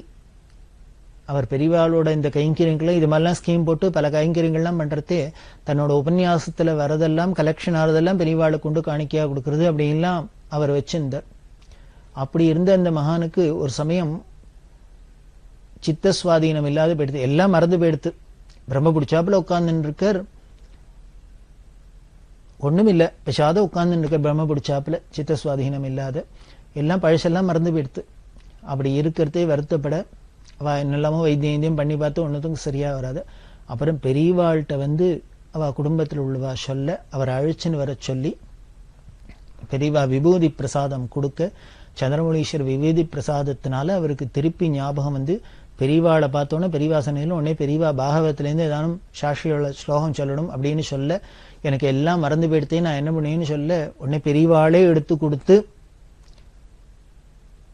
அதுலேருந்து ஆரம்பிச்சா மட திறந்த வெள்ளம் மாதிரி கிடுகிடுன்னு அத்தனையும் திருப்பி ஞாபகம் வந்துட்டு வந்து அதுக்கப்புறம் இவர் உபன்யாசங்கள்லாம் பண்ணிட்டு பெரியவாளை கைங்கரம் பண்ணியிருக்கார். அப்படின்னா இது மாதிரி பல அதிசயங்கள்லாம் பெரியவா சன்னதியில அன்னன்னைக்கு நடந்துட்டே இருக்கும். அந்த பாகவதத்தை சுருக்கத்தை புஸ்தகமா கொடுத்து அதை பிரச்சாரம் பண்ணினா, ஏன்னா பக்தியில எல்லாருக்கும் வளரணும் அப்படிங்கிறதுக்காக. வார வழிபாட்டு சங்கம் அப்படின்னு நாமெல்லாம் இப்ப என்ன பண்றோம் அப்படின்னு, நமக்கு ஏதானும் கஷ்டம் வரத்தே இடைஞ்சல் வரத்தே இது மாதிரி எல்லாரும் சேர்ந்துட்டு ஆஹா ஊகுன்னு அழுது ஏதோ பக்தி பண்ணி அதை போக்கிக்கணும்னு பாக்குறோம். ஆனா பெரியவாள்கிட்ட என்ன அப்படின்னா, இது மாதிரி ஒரு இக்கட்டான சமயத்துலதான் ஈஸ்வரன் காலை பிடிக்கிறது அப்படிங்கிறது இல்லை. எப்பொழுதும் ஒரு காலை பிடிச்சிருந்தாலே நமக்கு விபத்தே வராது, கஷ்டமே வராது.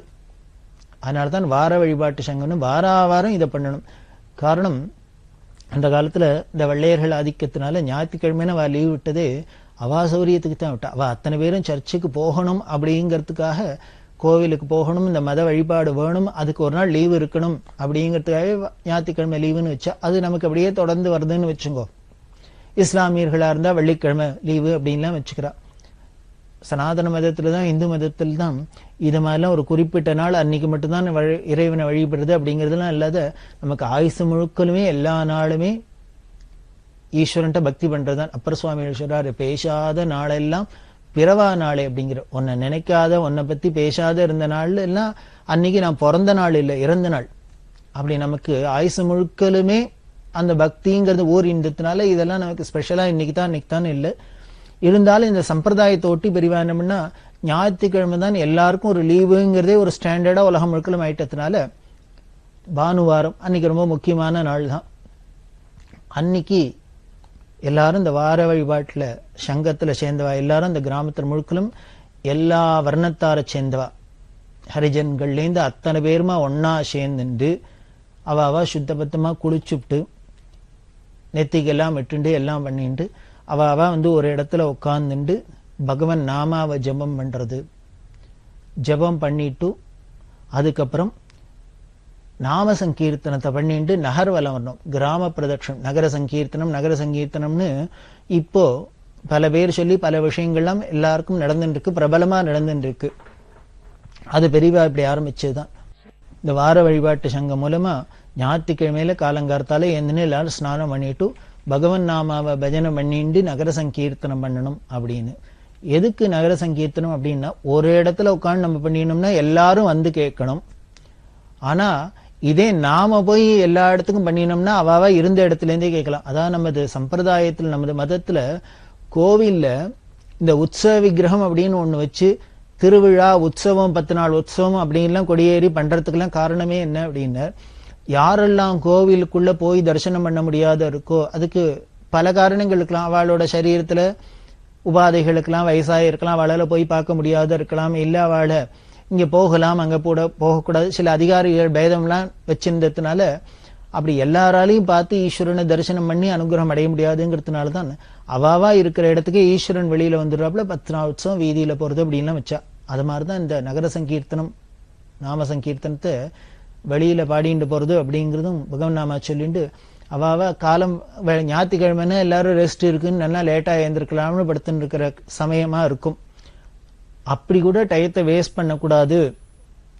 மகான்கள்லாம் பயப்படுறாளே, யமன் வரத்துக்கு முன்னால அவன் காலடி ஓசை அடங்கும் முன்னே உன்னோட காலடியை நான் பிடிச்சணும், உங்ககிட்ட பக்தி பண்ணணும் அப்படின்லாம் பிரார்த்தனை பண்றாளோ. அதனால எல்லாரும் தூங்கிடப்படாது.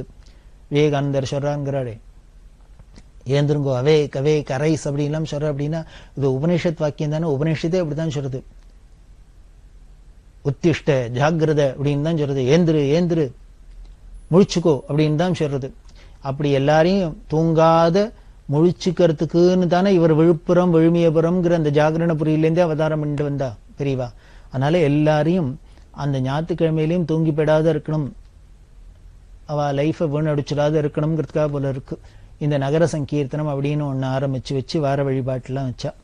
வாரம் இது ரெகுலரா நடக்கணும், தொடர்ந்து நடக்கணும், கிராமத்துக்கு கிராமம் நடக்கணும் அப்படின்னு இந்த வார வழிபாட்டு சங்கம் 1951ஆம் வருஷம் சங்கர ஜெயந்திக்கு திருவாரூர்ல இருந்தா.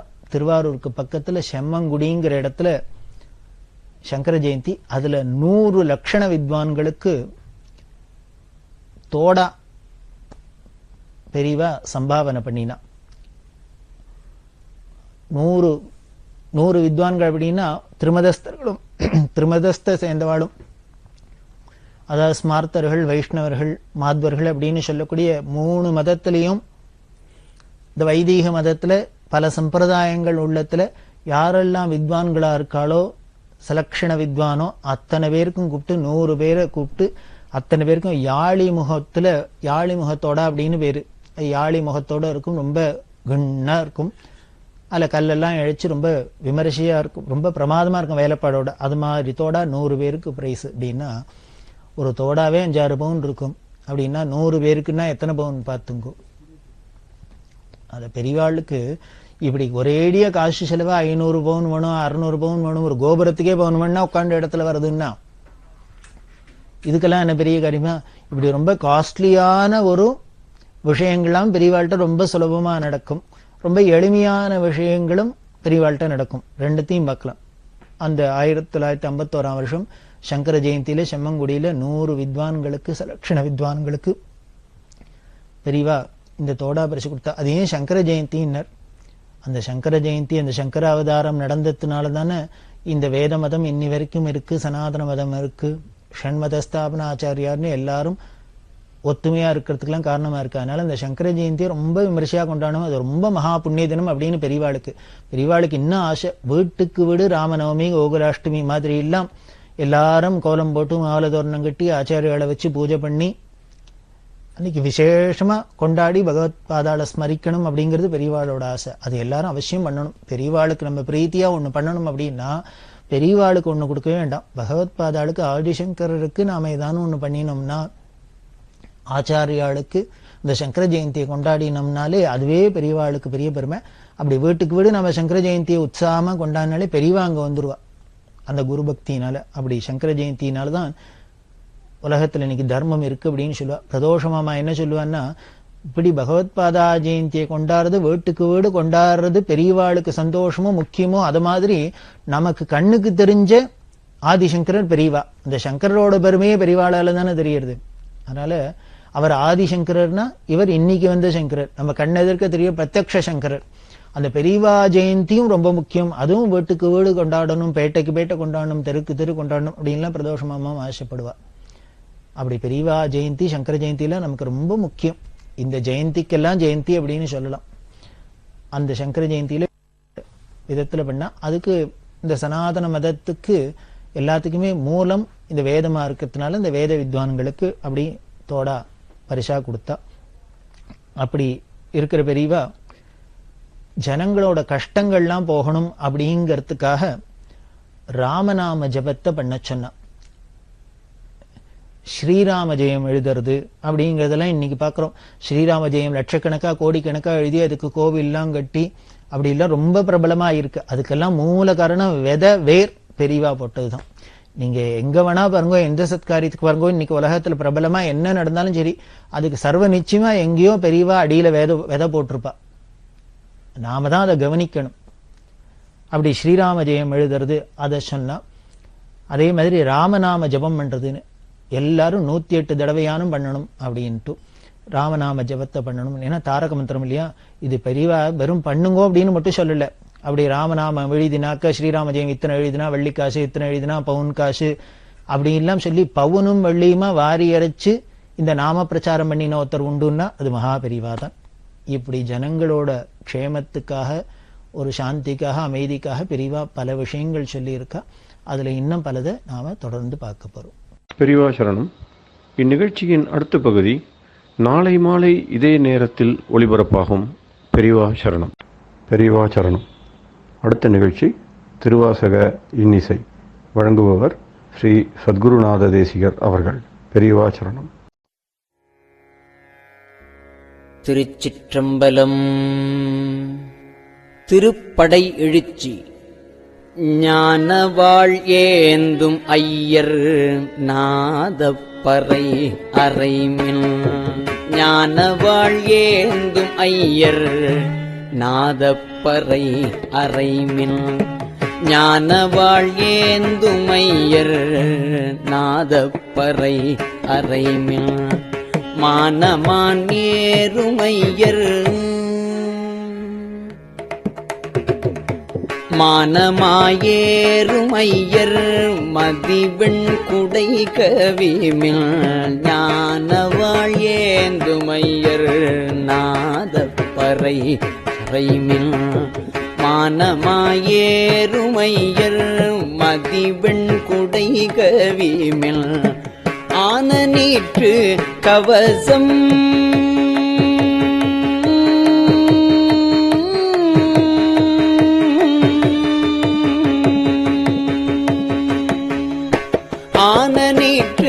கவசம் அடைய புகுமில்கள்.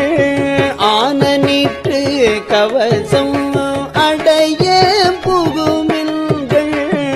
ஆன நீற்று கவசம் அடைய புகுமில்கள்.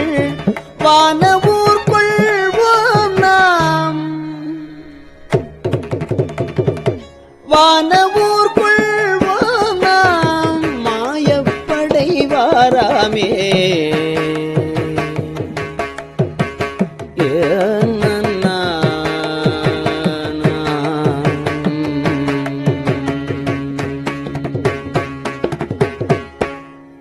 தொண்டர்கள் தூசி செல்லேர் பத்தர்கள் சூழ போகேர். தொண்டர்கள் தூசி செல்லேர் பத்தர்கள் சூழ போகேர்.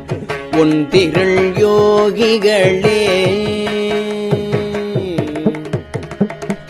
ஒன்றிரள் யோகிகளே பேரணி உந்தீர்கள்.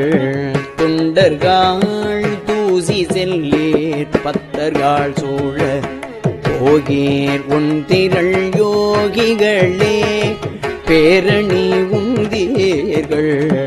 தொண்டர்கள் தூசி செல்லேர் பத்தர்கள் சூழ போகேர். ஒன்றிரள் யோகிகளே பேரணி உந்தீர்கள். திந்திரள் சித்தர்களே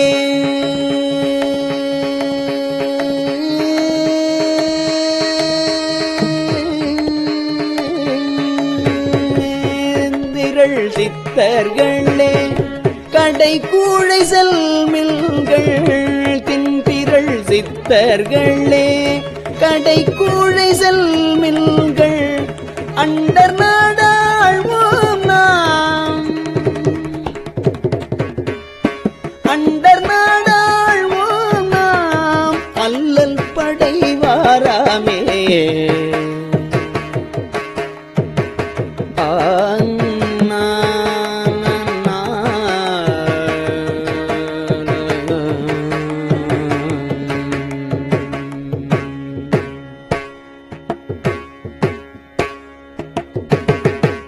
திருச்சிற்றம்பலம். திருவெண்பா. வெய்ய வினை இரண்டும் வெந்தகலமேயுருகே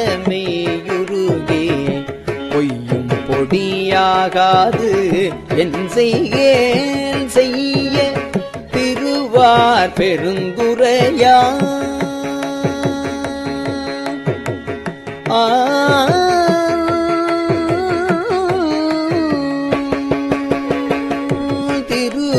பெருந்துரையான் தேனுந்து சந்தி மறுவாதிருந்தேன்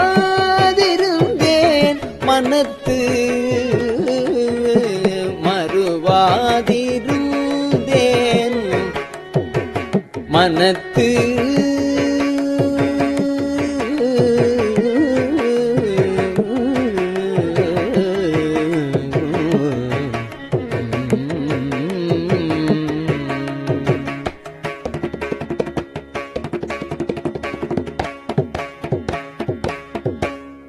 ஆர்கோ அரற்றுகோ ஆடுகோ பாடுகோ. ஆர்கோ அரற்றுகோ ஆடுகோ பாடுகோ.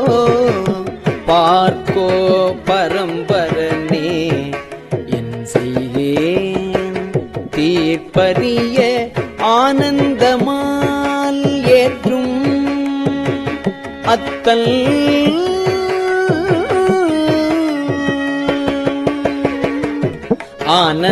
ஆனந்தமாலேற்றும் அத்தல் பெருந்துரையான் தான் என்பார் ஆரொருவர் தாழ்ந்து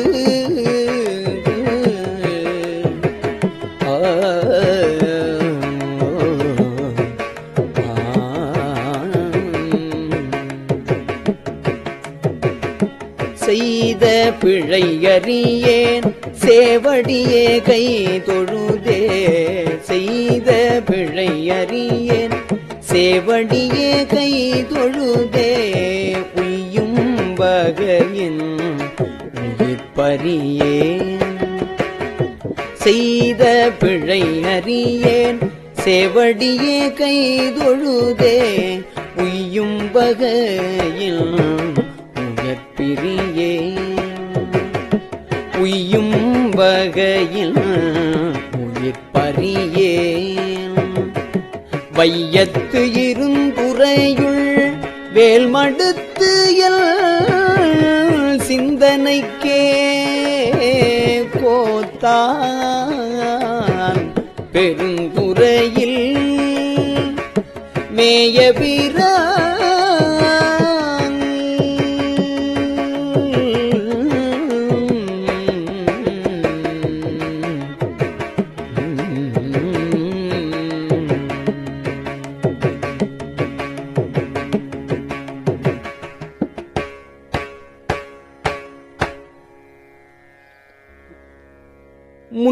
பின்னை வினை இரண்டும் வேறறுத்து முன்னின்றான்.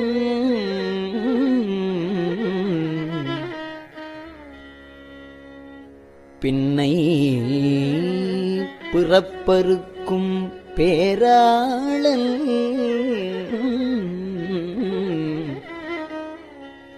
தென்னன் பெருந்துறையில் மேய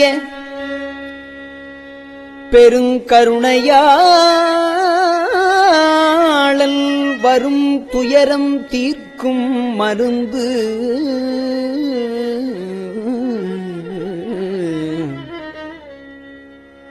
அறையோ அறிவார்க்கு அனைத்துலகும் ஈன்ற மறையோனும் மாலும் மால் கொள்ளும் இறையோன் மால் கொள்ளும் இறையோன் பெருந்துறையுள் மேய பெருமான் பிரியாது இருந்து உறையும் பெருந்துறையுள் மேய பெருமான் பிரியாது இருந்து உறையும் என் நெஞ்சத்தின் நின்று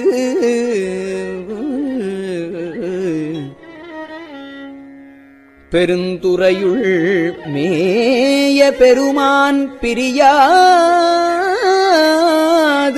இருந்து உறையும் என் நெஞ்சத்து இன்று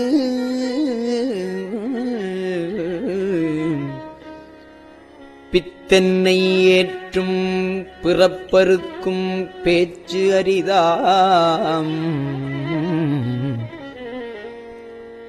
மத்தமே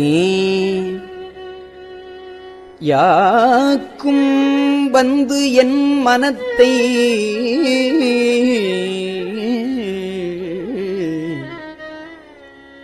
அத்தன் பெருந்துரையான்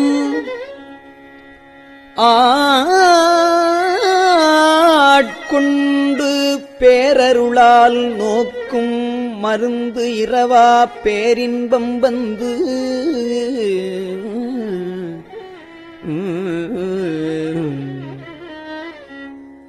வாரா வழியருளி வந்தனக்கு மாறின்றே ஆறாமுதாய் அமைந்தன்றே சீரார் பிரித்தன் பெருந்துரையான் என் சிந்தை மேய ஒருத்தன் பெருக்கும் ஒளி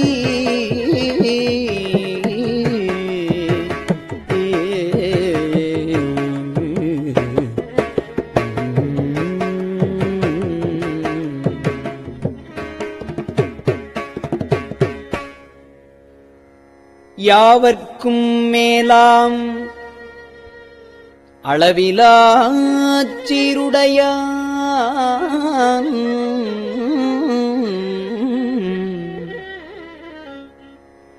யாவர்க்கும் கீழாம் அடியேனை யாவரும் பெற்று அறியா இன்பத்துள் வைத்தாய்க்கு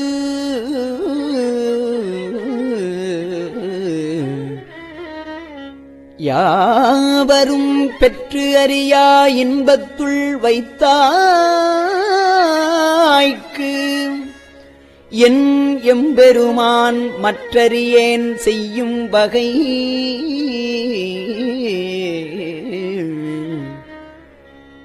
மூவரும் 33 மற்று ஒழிந்த தேவரும் காணாச் சிவபெருமான் மாயேறி வையகத்தே வந்து இழிந்த வார்கழல்கள் வந்திக்க மெய்யகத்தே இன்பம் மிகும்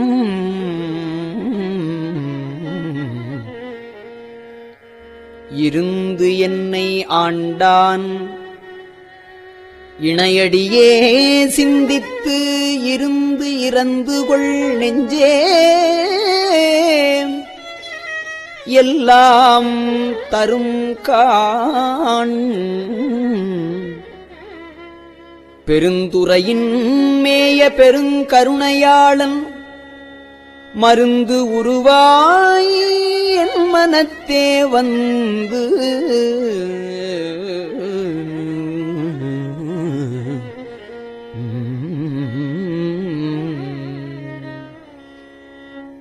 இன்பம் பெருக்கி இருள் அகற்றி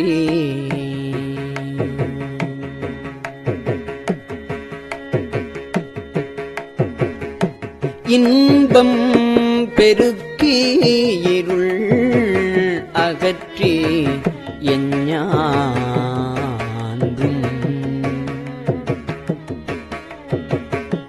துன்பம் தொடர்வறுத்து ஜோதியாய் அன்பமைத்து துன்பம் தொடர்வறுத்து ஜோதியாய் அன்பமைத்து சீரார் பெருந்துரையான் சீரார் பெருந்துரையான் என்னுடைய சிந்தையே ஊராக கொண்டான்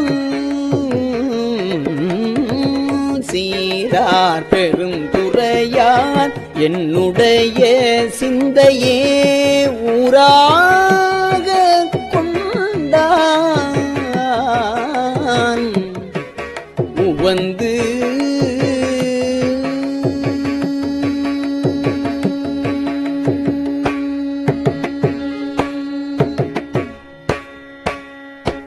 திருச்சிற்றம்பலம்.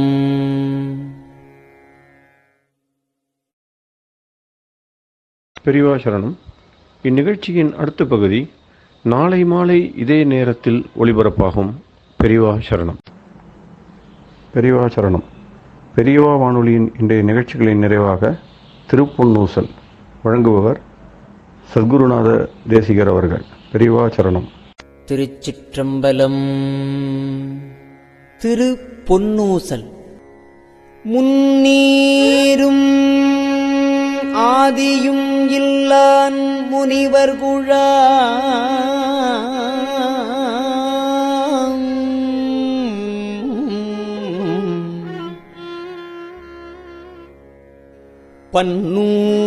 பன்னூறு கோடி இமையோர்கள் தாம் நிற்ப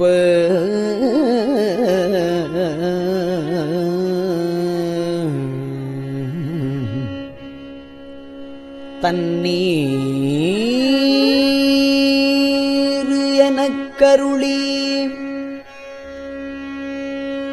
தன் கருணை வெள்ளத்து மன்னூர மன்னு மணி உத்தர கோசமங்கை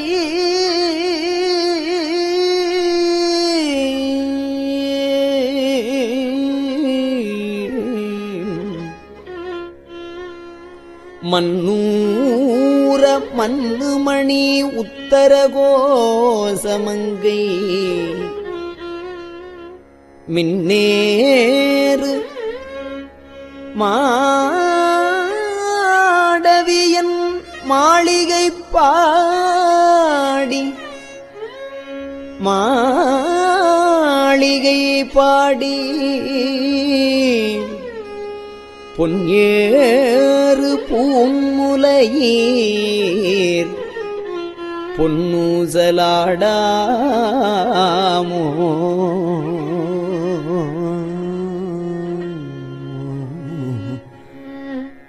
நான்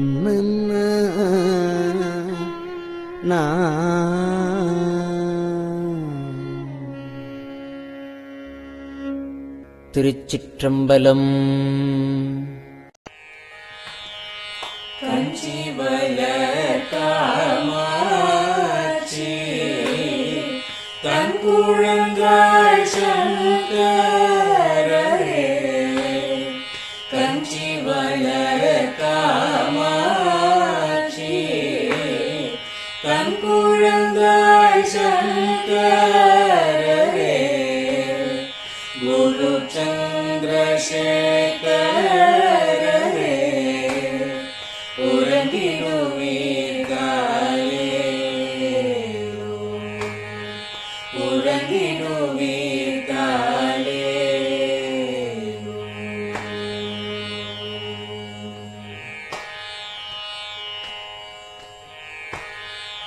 ஆதிகுரு சங்கரராய்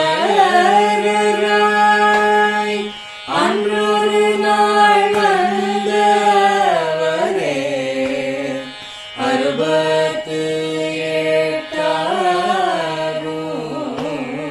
பீட்டபதி காலேலோ ஏழுலகம் பூப்பவரே காப்பவரே கடப்பவரே எல்லோர்க்கும் அருள்பவரே உலகிடுவீர் காலேலோ அயனுடனே மாலவனோ தேடிய போர் பதத்தவரே அருமறைகள் சாற்றும் முயல் மலர்பதமே காலேலோ முக்தி நிலை எய்திடவே சக்தி தரும் சத்குருவே முக்தி நிலை எய்திடவே சக்தி தரும் சத்குருவே நித்தமெங்கள் நாவீசையில் நித்திரை கொள்தாலேலோ நித்தமெங்கள் நாவீசையில் நித்திரை கொள்தாலேலோ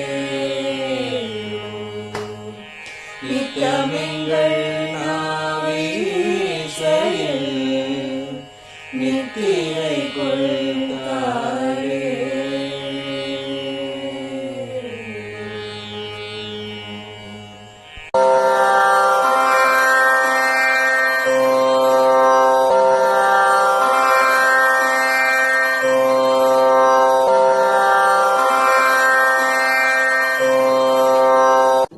பெரியவாசரணம். பெரியவா வானொலியின் மாலை நிகழ்ச்சிகள் இத்துடன் நிறைவடைகின்றன. எமது அடுத்த ஒளிபரப்பு நாளை காலை இந்திய நேரப்படி 6 மணிக்கு துவங்கும். பெரியவாசரணம்.